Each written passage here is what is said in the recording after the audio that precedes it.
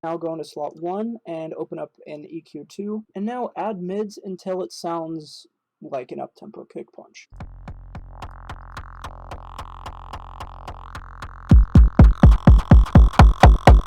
So that sounds right. It's just a little noise. Now open up a pretty fast disc. Now you can either do A or B with pre-distortion at its highest. I'll choose B just because I haven't done B in a while. Now go to slot 3, open up another EQ2 and add some more mids.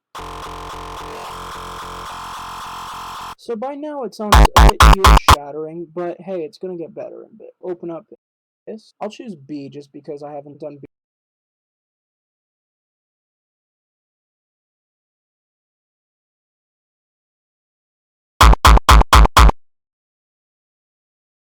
In a while. Now go to slot 3, open up another EQ2 and add some more mids.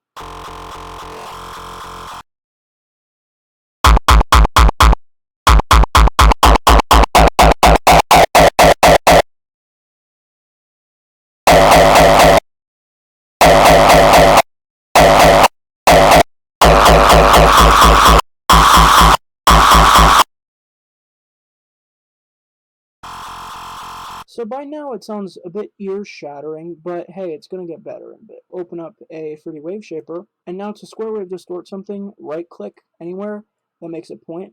Point with left click and just drag it all the way to top right. Now it's a bit loud. So now just take another 3D parametric EQ2 and drag a point up to the sub. Here, it's forming. And one last thing to do is put a Fruity Soft Clipper on the insert, or alternatively, you could open up a Fruity Soft Clipper on the master and then just use that one. But if you're opening up a Fruity Soft Clipper on the master, make sure to put the Edison below it so it records everything when it's soft clipped and not when it's not soft clipped. Because if you do that, then this can happen. And when you try to normalize it, yeah.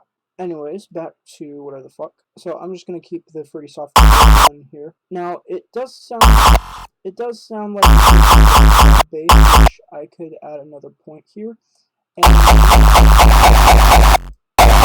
what I usually do is I automate one of these points here. So I would right click here, click here. Now this is where I usually do this.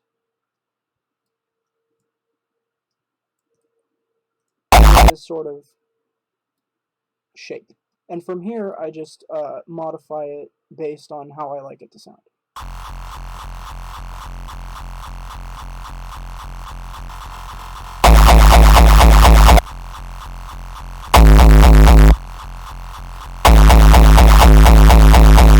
So, thing that you could probably do is turn down the tension on this one and just mess with the tension a bit, and also you can kick with this style. So if you right click in the middle here, it'll add a point in there. And with this point you can do hold. If you do this, where it goes up here, and it sounds like an up-tempo sort of French. One thing you can also do is to get rid of all these. With this little sample, you can click Alt and drag just a small bit to the left, and that'll make it a bit smaller. And now just click here and then loop it. Paintbrush.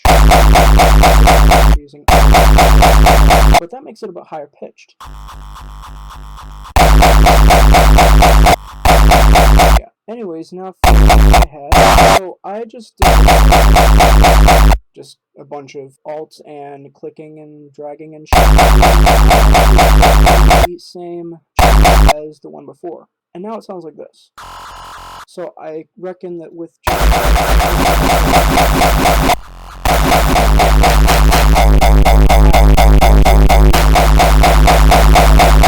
you out longer than twice its length, so that way all distortion can stop. So when you play it, there's a bit of just a little woofy sub thing here. So just let that play out before recording it.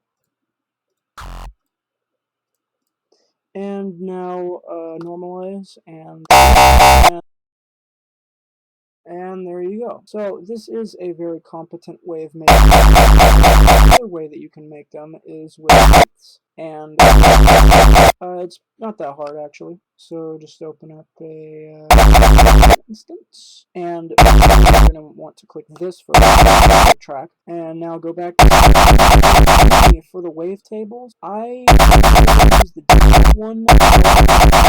Sometimes go through my massive amount of fucking wavetables, and I find one that I'll just use a square saw, and I guess maybe put the wavetable position to I don't know. I'm just messing around now. And now turn on the sub, make the octave -2, and make sure to turn the random down to 0 the random.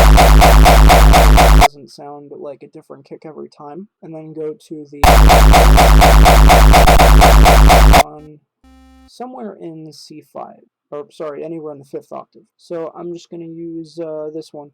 So now go back to click here, and then click pattern 1. That way you'll be able to place the pattern here, and then just cut it like this. And also to have this red bar show up here, it's just right click right.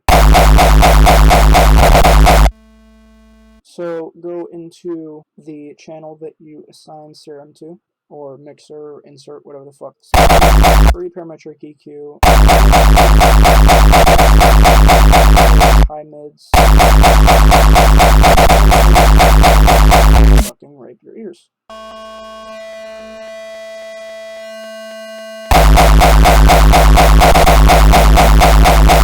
Pretty fast dist. I'll just use A for this instance. Do another free parametric EQ, add subs, and get rid of some of these points. Or 1. So that sounds like a good solid punch. Now,